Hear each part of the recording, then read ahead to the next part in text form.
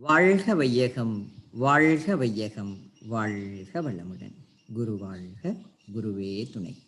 காமிய கர்மம், நிஷ்காமிய கர்மம் என்றால் என்ன? வாழ்க வளமுடன். வாழ்க வளமுடன். இந்த உடலும் உயிரும் சமுதாயம் தந்தது. எனவே நாம் சமுதாயத்திற்கு கடன்பட்டிருக்கிறோம்.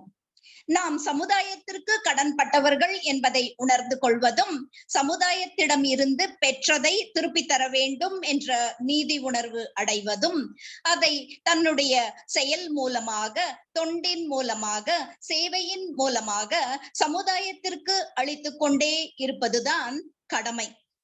அந்த கடமை காமிய கர்மமாக அல்லாது நிஷ்காமிய கர்மமாக இருக்க வேண்டும். தன் லாபம் கருதியோ தன் நன்மையை மட்டும் கருதியோ செயல்படுவது காமிய கர்மம் ஆகும். இச்சை வயப்பட்ட கர்மம் ஆகும். காமிய கர்மங்களில் ஈடுபட்டால் வீணாக நம் சக்தியை விரயம் செய்தவர்கள் ஆகிறோம்.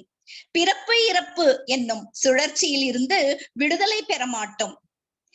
எனவே நாம் சுயநலமின்றி நம் கடமையை செய்ய வேண்டும். மனித அறிவின் உச்ச நிலையே பிறர் உணர்விற்கும் தேவைகளுக்கும் மதிப்பளித்து தனது தேவைகளை குறைத்து கொண்டு பிறருக்கு உதவி வாழ்தலே ஆகும். எனவே பெற்ற கடனை திருப்பி தருகிறோம் என்பதை உணர்ந்து செயலாற்றுவது நிஷ்காமிய கர்மம் ஆகும். இவ்வாறு தன்னலம் கருதாமல் செய்யப்படும் செயல்கள் மனதை தூய்மைப்படுத்தி அதை தியானத்தில் ஆழ்த்த உதவுகிறது. பிறவி பயனை அடைய உதவுகிறது. பிறவியின் நோக்கத்திற்கு இசைவாக நம் வாழ்வை அமைத்துக் கொள்ள வேண்டும்.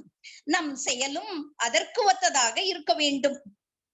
இவ்விதம் நிஷ்காமிய கர்மத்தோடு செயலாற்றும் போது பிறவியின் நோக்கமான முழுமை பேறு அடைந்து உலக சமுதாயத்திற்கு தொண்டாற்றி இன்பமாக வாழ முடியும். வாழ்க வளமுடன். நாளைய பதிவில் பிறவியின் நோக்கத்திற்கு உதவாத ஆசை எது, ஆசையில் தீவிரம் காட்டலாமா என்பதை பற்றி சிந்திக்கலாம். வாழ்க வளமுடன்.